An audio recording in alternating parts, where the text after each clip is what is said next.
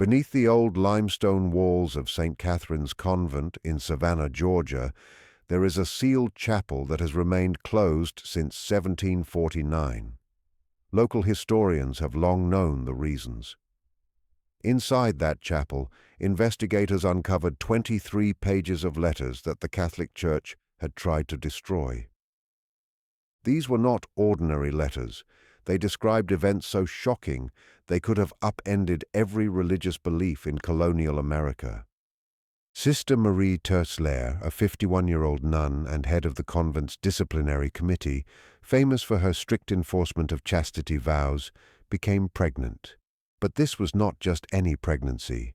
The father was Thomas, a 17-year-old enslaved man owned by the convent itself, and Sister Marie did not hide her condition. She stood before her entire congregation and declared it a miracle sent by God. What occurred within those chapel walls did not just challenge church teachings. It revealed a hidden network of secrets reaching from Savannah's wealthiest plantation owners all the way to the Archbishop's residence. Tonight, after 275 years of silence, we uncover the truth behind the doors of that convent. Before we dive deeper into the story of Sister Marie Tersler and the scandal that consumed St. Catherine's, if you are fascinated by dark historical mysteries, make sure to subscribe to Liturgy of Fear and hit the notification bell. Stories this shocking rarely appear in history books, and I'm curious, where are you watching from? Drop your city or state in the comments. It's always amazing to see where our community of mystery lovers is joining from. Now, let us return to 1748 Savannah, a time when religious institutions held complete power, and witness how one woman's claim would shake the foundations of the city. Savannah at that time was a strange mix of ideals and contradictions. Founded only 15 years earlier as a utopian city prohibiting slavery and alcohol, it had already abandoned many of its founding principles. Rice plantations stretched along the riverbanks, worked by hundreds of enslaved people whose labor made Georgia one of the richest colonies. Religious institutions, including Baptist, Presbyterian, Anglican, and Catholic churches, competed for influence among a growing population of 3,000 people. St. Catherine's Convent occupied 3 acres near the eastern edge of the city, its whitewashed walls visible from the main road. Founded in 1742 by French Catholic missionaries, the convent served multiple purposes. It was a spiritual retreat for wealthy women, a school for the daughters of plantation owners, and an administrative hub for the church's expanding holdings in Georgia. By 1748, the convent housed 18 nuns, 12 novices, 47 students, and owned 9 enslaved people who maintained the gardens, kitchens, and the buildings themselves. Sister Marie Tersler had arrived from Quebec 7 years earlier, her reputation preceding her. At 44, she had already devoted 26 years to religious life. She was well known in New France for her strict enforcement of monastic discipline. Her letters of recommendation described a woman completely dedicated to God, unaffected by temptation, whose very presence reminded others of their sacred vows. Mother Superior Josephine Beaumont specifically requested her to reform St. Catherine's, which had developed a reputation for relaxed discipline. The change was immediate. Sister Marie implemented French monastic rules with military-like precision. She created inspection schedules, required confession 3 times a week, and established a discipline committee to investigate even minor misconduct. Younger nuns learned to fear her footsteps in the corridors, feeling that her gray eyes could see through walls. She never raised her voice, but her silence carried more authority than any sermon. Among the convent's enslaved workers, Thomas, a 17-year-old, held a special position. Purchased 3 years earlier at a Charleston auction, he had received an unusual education. His previous owner, a merchant in debt, had taught him to read and write, a dangerous skill for an enslaved person at the time. The convent used Thomas's literacy for correspondence, record-keeping, and educational tasks. He mostly worked in the library, copying texts, organizing documents, and preparing school materials. He moved quietly through the convent, almost like a ghost, present but unseen. The nuns had grown used to seeing him in spaces usually off-limits to men. The chapel during early cleaning, the library during study hours, the hallways while delivering messages. His youth and education made him less intimidating than older field workers who never entered the main buildings. Sister Marie noticed him, of course. She noticed everything. But to her, Thomas was just another tool for the convent's operations, or so everyone believed. The summer of 1748 brought intense heat to coastal Georgia. The convent's thick walls provided some relief, but the humidity made sleep difficult. Night prayers stretched late into the evening as the nuns sought the cooler hours for devotion. During these late services, some sisters began noticing unusual changes in Sister Marie's routine. Her prayer schedule had always been perfectly predictable for 7 years: morning prayers at 4:30, private meditation at 6 wa, Mass at 7 sa, and evening prayers at 8 qua. Suddenly, she began appearing at odd hours, 10 p.m., sometimes past midnight. When asked, she explained she was called by the Holy Spirit to deeper devotion. No one doubted her. After all, this was Sister Marie Terzlaer, the model of religious devotion. The first real sign of a problem came on the morning of October 3rd, 1748. Sister Agnes Fontaine, a young nun in charge of linens, entered the laundry room at dawn and discovered something that made her stop cold. Among the soiled garments lay Sister Marie's nightdress, marked with blood in a pattern Sister Agnes immediately recognized. Women in religious communities observed each other closely. They tracked cycles. Sister Marie had not menstruated in 4 years. Everyone knew that. At 51, she was expected to be past that stage. Sister Agnes stood frozen, the nightdress trembling in her hands. She re-washed it 3 times, hung it to dry privately, and said nothing, but the knowledge burned inside her like a hot iron. 3 weeks later, during morning chapel, Sister Marie fainted. She had never shown weakness, skipped prayers, or complained of illness. Mother Superior Josephine ordered her to the infirmary, where Sister Catherine Mercier, the convent's medical attendant, examined her. What she found was impossible. Sister Marie Terzlaer was about 3 months pregnant. Sister Catherine's hands shook as she recorded the findings, rewriting her notes multiple times in disbelief. Finally, she simply wrote, "Patient presence with symptoms consistent with early pregnancy.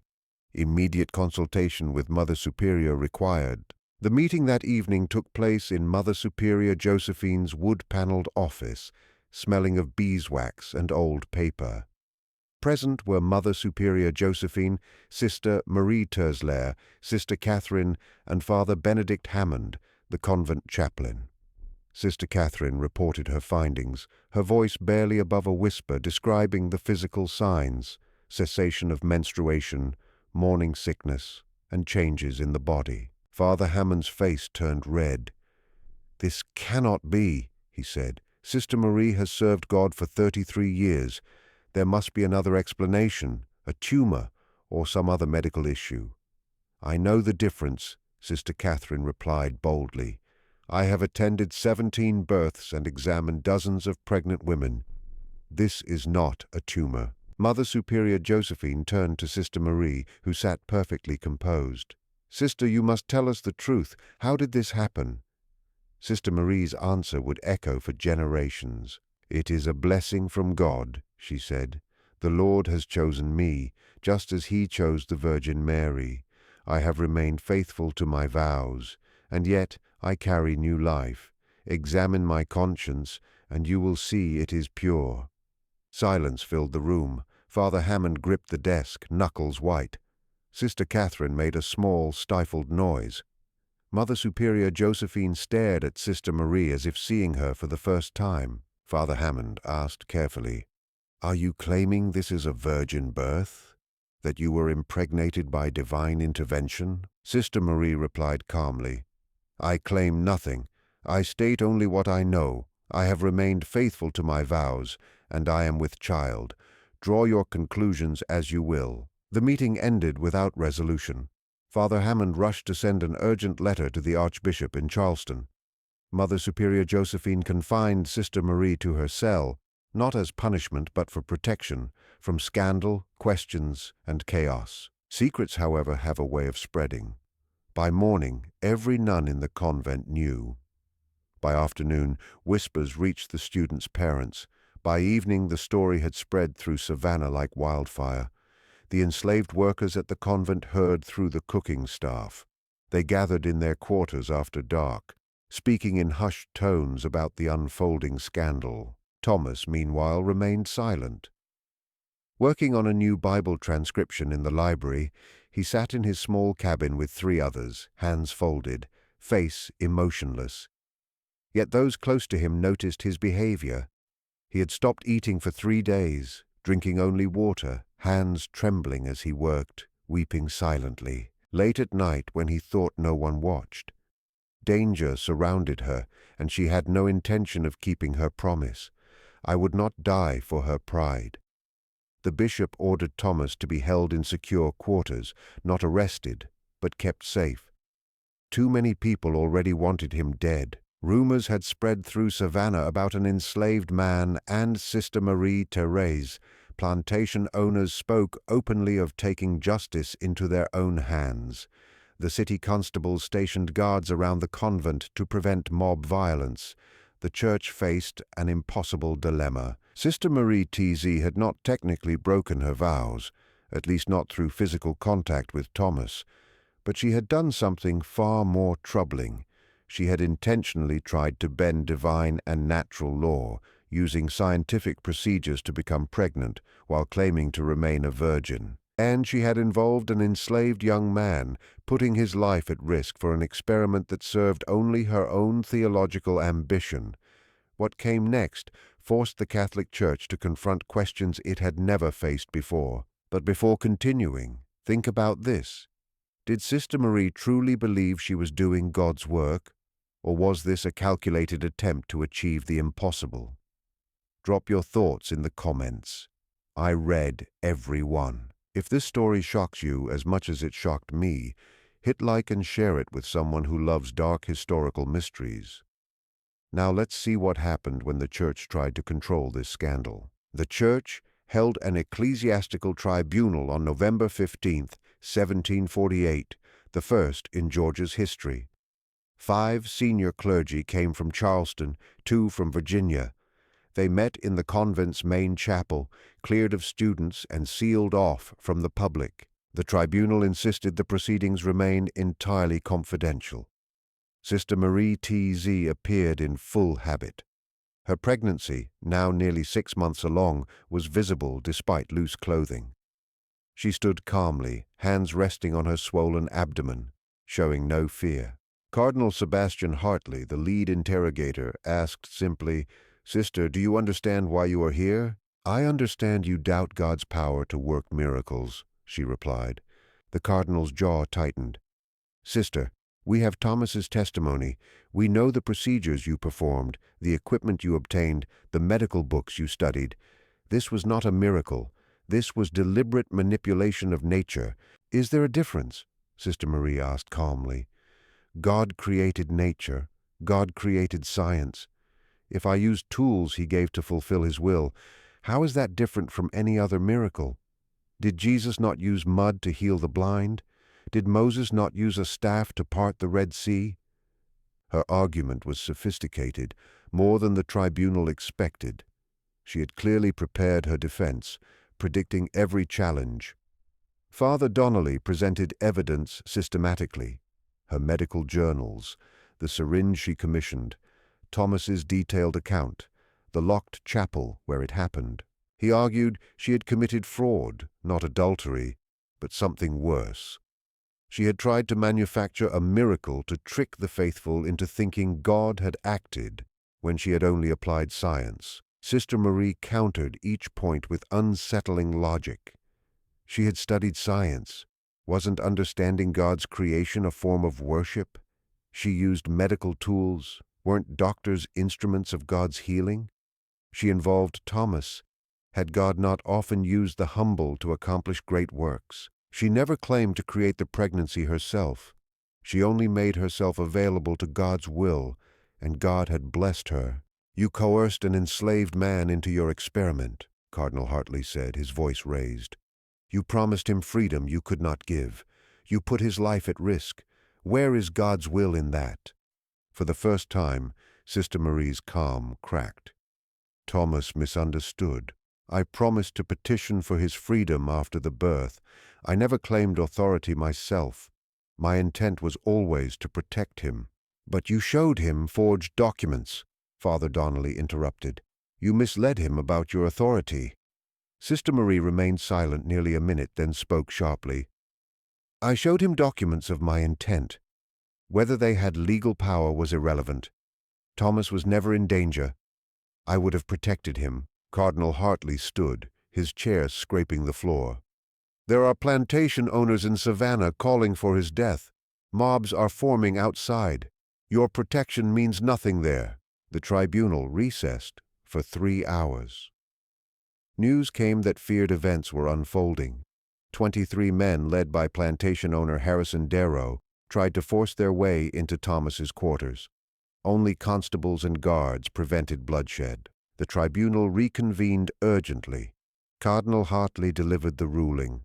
Sister Marie-Therese would be defrocked and expelled immediately. She would stay in private residence in Charleston until the child's birth. After birth, the infant would go to a Catholic family.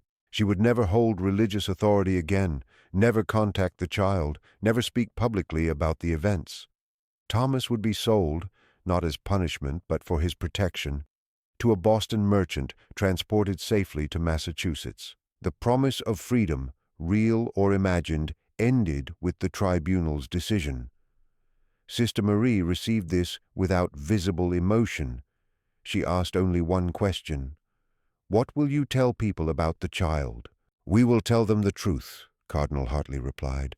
"A woman fell to pride and deception. No miracle occurred. The child is proof of sin, not blessing." Sister Marie smiled faintly. "You may tell what you wish, but the child will be born. When people see a healthy baby born to a 51-year-old woman, long past fertility, what will they believe?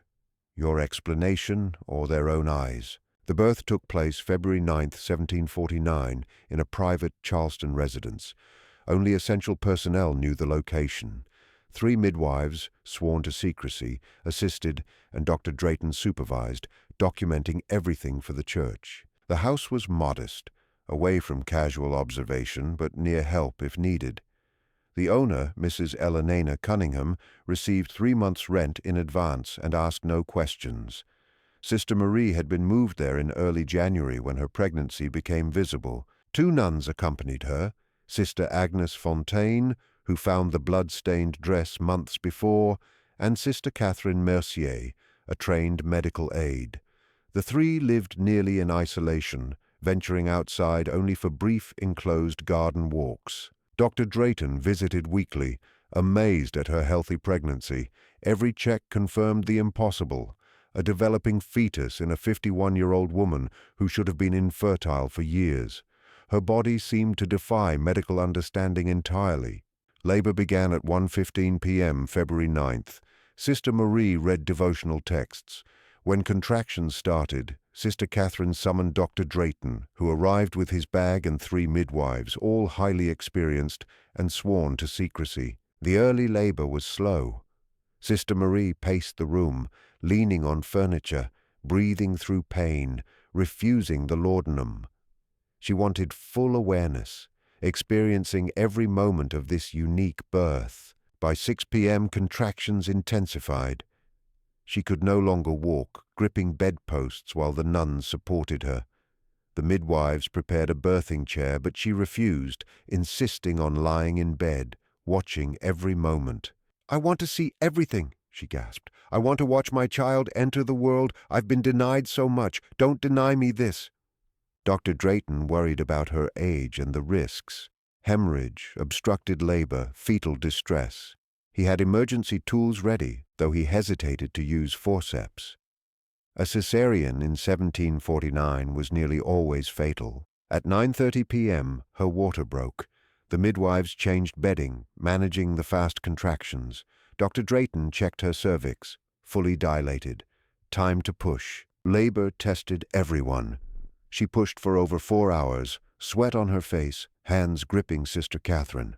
Dr. Drayton guided each push. Midwives supported her, wiped her face, offered water. Near midnight, the baby's head crowned but seemed stuck. He considered instruments, but she gasped, "No, let me try once more."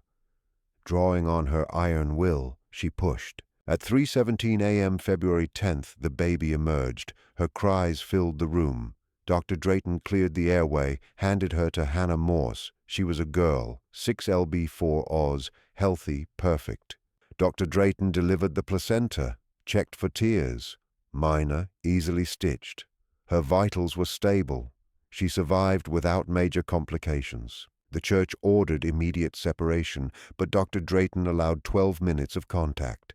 Sister Marie held her daughter, memorizing every detail, touching her face, tracing tiny features. "They will say I deceived people," she whispered. "I was barren, medically, completely barren. Yet here you are. You breathe. You exist. Perfect." After 12 minutes, the infant was taken to be raised by a devout Catholic couple, Jonathan and Susanna Redmond of Virginia, who had been vetted carefully. They named her Charlotte, baptized her on February 20th, and she was raised as their own. Sister Marie recovered physically in 2 months, faster than expected, but mentally she was collapsed. She barely ate or spoke, refusing prayer. Dr. Drayton monitored her daily, bringing books and conversation, but she responded little or not at all. She wrote constantly, letters, reflections on faith, personal thoughts. Writing was the only thing that stirred her from a heavy, unshakable lethargy. She filled page after page with careful, even handwriting, working by candlelight deep into the night. Sister Catherine gathered these sheets each morning, unsure what to do with them. Church authorities had strictly forbidden Sister Marie Terre from producing any written work, yet Sister Catherine could not bring herself to take away the one outlet that seemed to keep her from complete despair. Most of these writings were later destroyed when the Church discovered them. Only 3 letters survived, preserved by Father Michael O'Brien, a young priest assigned to assist with Sister Marie Terre's preparations for exile. Something in the letters moved him, their raw honesty, their refusal to recant, their deep grappling with questions of faith and knowledge. He hid them among his personal papers, a quiet rebellion against institutional rules. The first letter, dated March 5th, seemed addressed to no one in particular, or perhaps to God, or the daughter she would never see. "They tell me I sinned through pride," she wrote. "Perhaps they are correct. But what is faith if it is never tested? What is belief without action? Abraham was willing to sacrifice, Isaac to show devotion. Was my experiment any different? I offered myself, my body, my reputation, my entire religious life, to demonstrate that God's creation includes paths we do not yet understand. I studied how life begins. I applied that knowledge. A child was born who doctors said could not exist. They call it deception, but I call it partnership with divine purpose. God created natural law. I used that law to achieve what seems impossible. Isn't that faith made visible?" The second letter, dated March 15th, addressed her treatment of Thomas directly. "I have sinned gravely against Thomas," she admitted, "heavier than any other accusation against me. I told myself his involvement served a higher purpose, that the end justified the means, that I would secure his freedom and make things right. But I lied to him. I showed him false documents. I used his hope for liberty to serve my own goals. I promised protection, but I failed. The Church sold him to protect itself from scandal, and I had neither power nor position to intervene. If damnation exists, I deserve it, not for the pregnancy, which I still believe was right, but for using another human being as a tool rather than recognizing his soul as equal before God. Thomas, if you ever read these words, know I am sorry. It changes nothing. It repairs no harm. But it is true. The third letter, dated March 29th, contained her theological defense, the argument she had refined since the tribunal. The church fathers who condemned me say, manipulating natural processes is not divine intervention. But I ask, what is prayer if not an attempt to influence God's will? What are sacraments but bread, wine, water, oil, material means to convey spiritual grace? What is religion but human action to reach the divine? I used knowledge instead of ritual, science instead of ceremony, yet the goal remained the same, showing God's power through human action. They reject my method while keeping their own, yet both rely on the same principle, that divine and human action can intersect. They call their intersections holy and mine heretical because I use tools they do not yet understand. In 100, maybe 200 years, science may make pregnancy possible for women considered barren. Then will I be remembered as a heretic or a pioneer? They might see that I was ahead in method, not wrong in principle. These letters show a woman wrestling with true theological questions, not merely excusing herself. She understood what she had done, the scientific boldness, the religious stakes, the moral errors. She did not fully repent because she truly believed the pregnancy was justified, even if her treatment of Thomas was not. This complicated stance angered church authorities, who demanded either full repentance or total defiance. Sister Marie T. gave neither, offering only complex truth. In April, the church delivered its final decision. Bishop Fenwick came personally to give her sentence. Sister Marie T. was to be exiled to the Convent of the Sacred Heart in Quebec, a cloistered, silent community where nuns devoted their lives to contemplative prayer, cut off from the world. She would take new vows, unlike her original ones: absolute silence, complete obedience, total withdrawal from worldly matters. She would never teach, write, or speak of her experiences in Savannah. Official records would list her as having died in Charleston in 1749. For all purposes, Marie Tereslaer would cease to exist. "You are granted mercy," Bishop Fenwick said. "Exile here is preferable to full excommunication, which would strip you of all community and purpose." Sister Marie T. received the sentence without outward emotion. She had expected worse: public excommunication, maybe even a secular trial for fraud.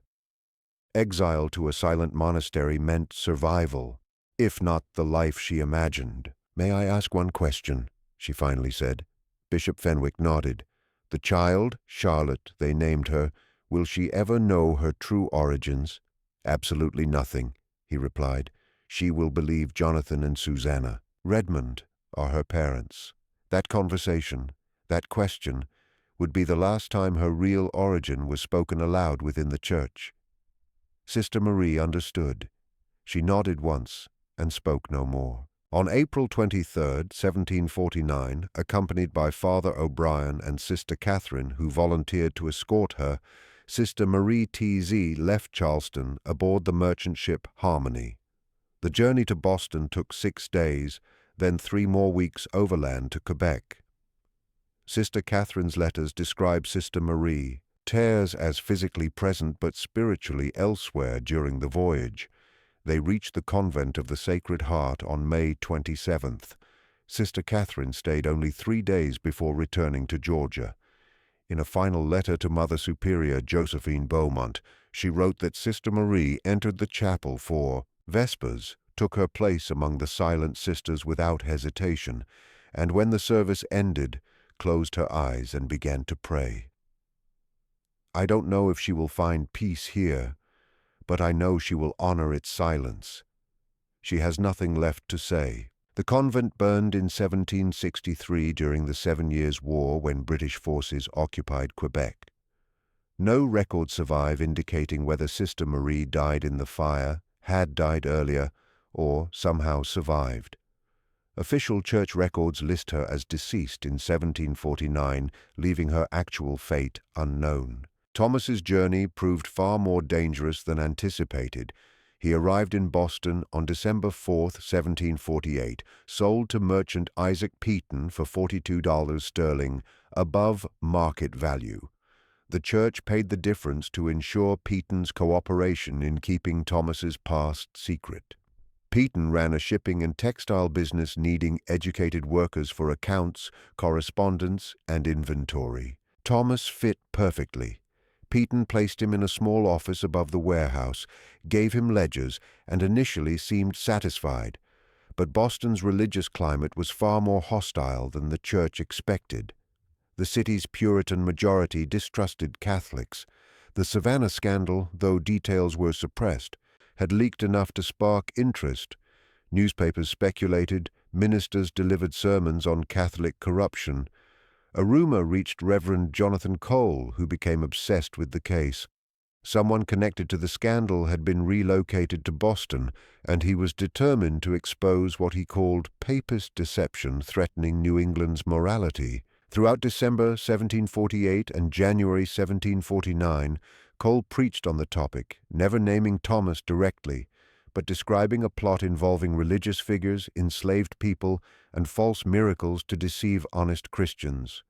Thomas kept low, worked diligently, and hoped the attention would fade. He lived in the warehouse's upper floor, rarely venturing into the city, avoiding notice. Patton instructed him to tell anyone who asked that he had worked for the merchant for years, purchased from a Virginia estate, with education from a previous owner. The story was thin but believable if not investigated closely. The situation was manageable until March 7, 1749. A sailor who transported Thomas from Charleston docked in Boston and, after several drinks, mentioned to companions that he had carried the black man from that Catholic nun scandal in Georgia. He did not know Thomas's name or location, but this small confirmation sparked immediate uproar. Cole heard the rumor within hours. Boston's religious community circulated news with remarkable speed when Catholic scandal was involved.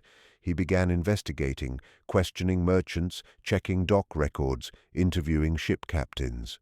By March 9th, he identified Peaton's recent purchase of an unusually educated enslaved man from Charleston. Cole appeared at Peaton's warehouse on March 10th with 6 congregation members demanding to see Thomas.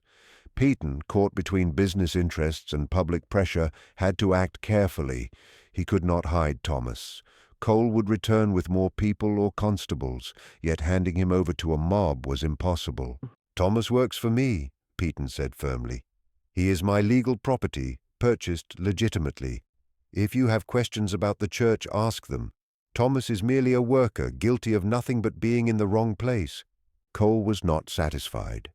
He claimed Thomas had participated in sacrilege, helped manufacture false miracles, defiled a bride of Christ. Details did not matter. Thomas's existence among honest Christians was an affront to God. The confrontation grew heated. Cole's followers demanded Thomas be handed over. Peaton refused, threatening to summon constables if they did not leave. The standoff lasted 3 hours before Cole departed, warning, "This is not over. That man will answer for his sins, whether you protect him or not." Peaton understood the danger. Boston's constables might theoretically protect property, but they would not risk public unrest to defend an enslaved man tied to Catholic scandal. That night, Peaton arranged for Thomas's relocation.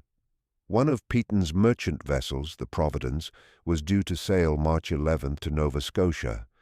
Peaton had contacts there, including William Barrett, who sometimes needed workers for his warehouse. "I'm sending you to Halifax," Peaton told Thomas. "Not freedom, but safer. Barrett will manage you fairly, and Halifax is far enough from these religious conflicts." Thomas had no choice. That afternoon he boarded the Providence with only the clothes on his back and a small satchel of writing materials from Peton. The ship left Boston Harbor at dusk, while Cole organized a larger group to return the next day. The voyage to Halifax took 12 days, March 11th to 23. The ship's log lists Thomas as indentured crew, a legal fiction protecting him from immediate recapture. In reality, he worked in the cargo hold, managing inventory, loading, and unloading. The Providence reached Halifax on March 23, 1749. Halifax, barely a town, had about 2,500 residents, mostly military, merchants, and a few enslaved or indentured workers. Buildings were rough, streets muddy, life precarious. William Barrett, a Scottish merchant, met the ship. He needed a literate worker for records, correspondence, and inventory. Peton's letter described Thomas's skills, making him valuable despite the suspicious circumstances. Barrett assessed Thomas practically. "Can you read and write?" "Yes, sir." "Keep accounts?" "Yes, sir." "I do not care about your past scandal," Barrett said. "I care whether you will work honestly. Will you?" "Yes, sir." "You will live in the warehouse, manage records, assist physically when needed. I pay in goods, food, clothing, supplies. If you prove yourself, I may consider eventual manumission years from now, depending on circumstances." Thomas understood. The work was better than expected, engaging, and owner-pragmatic rather than cruel, distant from the persecution that had threatened him in Boston. But Halifax proved harsh. Winter 1749-1750 brought extreme cold, frozen harbor, cutting winds, snow that buried the settlement. Food ran short, scurvy spread, several froze to death. Thomas survived barely. Barrett provided food and firewood, but cold tested endurance. By spring 1750, Thomas had lost weight, suffered persistent cough, and showed signs of malnutrition. The historical record ends here. Barrett's records, fragmentary, showed Thomas working through September 1750. After that, no documentation mentions him. Early Halifax records were incomplete. Fires destroyed documents. Record-keeping was chaotic, especially for enslaved or indentured workers. Several theories exist. He may have gained freedom, negotiated manumission, or disappeared into frontier regions. Others believe he died during winter 1750-1751.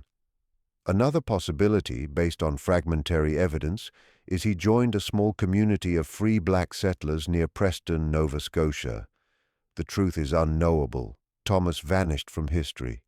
His voice survives only in brief testimony before the Charleston Tribunal. Charlotte, the infant at the center of the scandal, lived a completely different life, unaware of her origins. Raised by the Redmonds in Richmond, Virginia, she received education, comfort, and social position suitable to her status. Charlotte grew into a serious, intelligent young woman. She studied French, literature, piano, and needlework, unusual but not unheard of for daughters of prosperous families. She married at 19 to Edward Fitzgerald, a merchant's son from Philadelphia. Their marriage was companionable, respectful, raising 4 children who survived to adulthood. Charlotte's letters reveal contentment, though occasionally a vague unease. In one letter from June 1771, she wrote, "Sometimes I feel I am living someone else's life, Mother. Not unhappy. Edward is good. Children are healthy. We want nothing. But sometimes I look in the mirror and wonder whose face I see. You may think me foolish. Pay it no mind."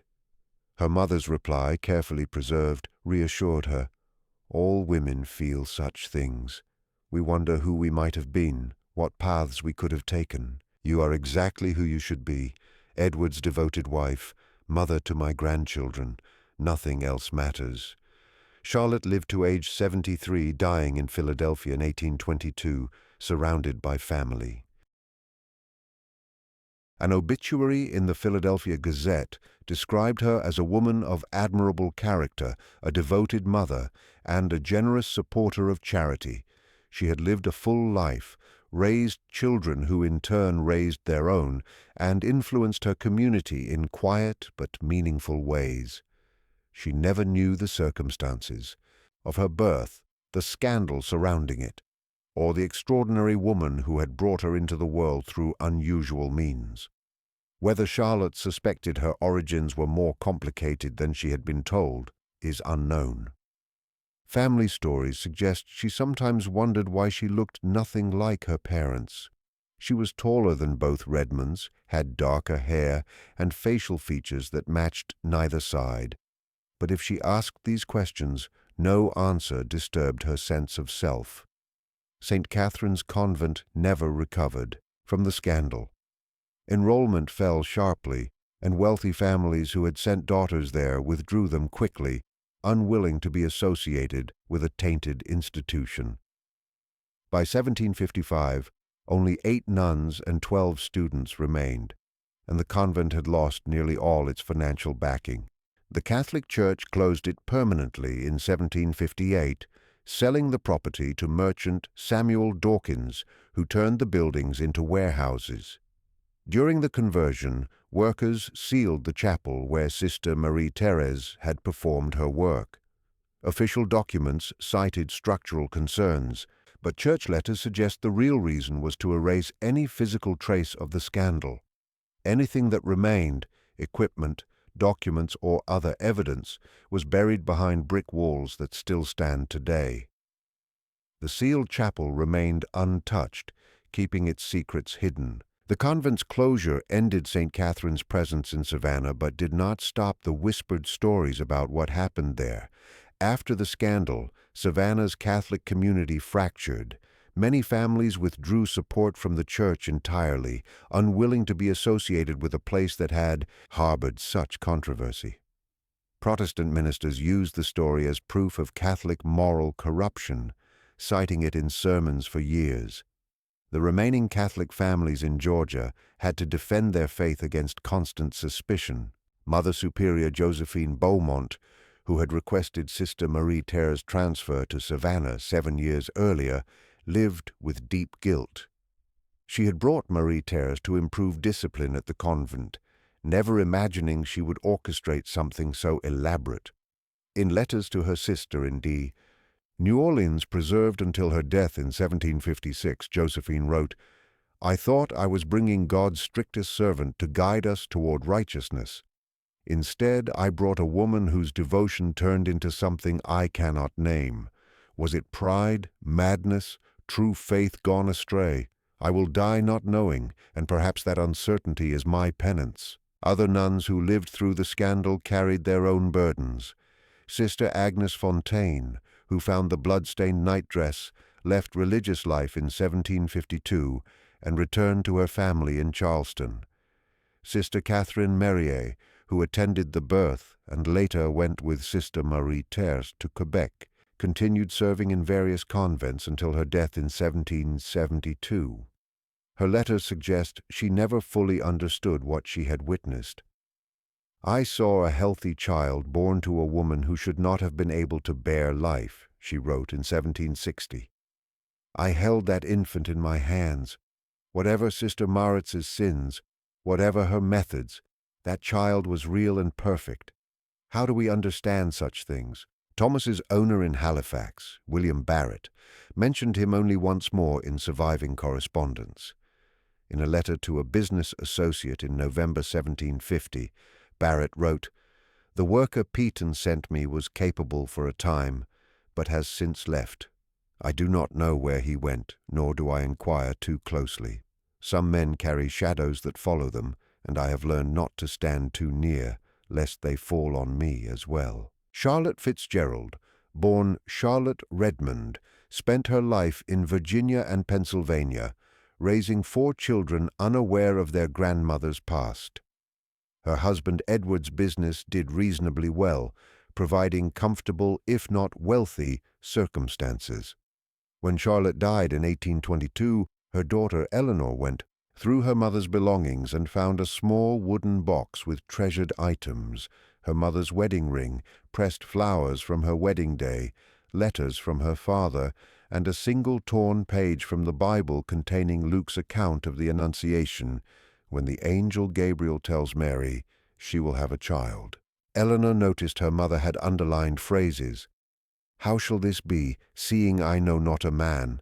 And for with God nothing shall be impossible." Why these verses mattered to Charlotte remained a mystery. Eleanor kept the page with her mother's other belongings, and it passed down through generations, its meaning eventually forgotten. In Savannah, the warehouse that had once been St. Catherine's Convent stood as a fading reminder of the scandal. By 1780, most people who lived through the events had died. Stories grew distorted over time. Some said the nun had been possessed by demons, others claimed she had affairs, and some said the incident was fabricated by Protestant enemies. The truth, recorded in letters scattered across archives from Charleston to Quebec, remained hidden. The Church had succeeded in burying the scandal so thoroughly that the facts became unknowable. Only those with access to sealed diocesan records, which few had, could piece together what happened. Dr. Drayton, who attended the birth, kept a private journal until his death in 1771. In his final entry, written 3 days before a stroke, he reflected on the case that troubled him for 22 years. "I have delivered hundreds of children in my practice. I have seen births that defied expectation, but I have never seen anything like February 1749. A 51-year-old woman declared barren by multiple physicians, bearing a healthy child with fewer complications than I see in women half her age. Was it miracle, medicine, nature exceeding our understanding? I die not knowing, and perhaps that is as it should be." The Catholic Church never officially acknowledged the scandal beyond private letters. No public statements were issued. No explanation was given to families who trusted the convent. Silence was deliberate, a calculated choice to let the buried truth fade faster than confrontation could. By 1800, 50 years later, the story had turned into legend. Old people in Savannah occasionally recalled something about the convent, but specifics had dissolved. The sealed chapel remained sealed. Documents remained scattered, and those who lived through the scandal, Sister Maritz, Thomas, Charlotte, carried their truths to graves far apart. What remains is the recognition that extraordinary events happened in colonial Savannah, challenging religious doctrine, medical knowledge, and social norms. A woman claimed to use science in the service of faith. A young man was manipulated and discarded. A child was born despite impossible odds, raised ignorant of her origins.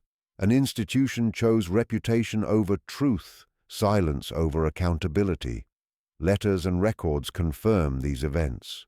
Whether Sister Marie Terra's methods truly worked, whether the pregnancy was natural, or whether her faith was genuine or a rationalization, remains unknown.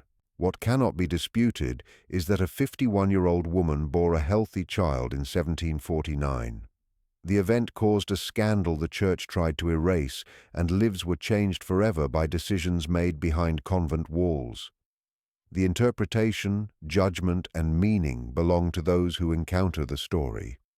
History's darkest mysteries often involve real people destroyed by forces beyond their control and institutions valuing reputation over justice. What do you think of Sister Marie Terre? Was she a woman of true faith, trying to merge knowledge with devotion, or driven by pride and ambition? And Thomas, an innocent man whose only fault was hoping for freedom. If you enjoyed this story from America's hidden past, subscribe to Liturgy of Fear, hit the notification bell, and share this video with someone who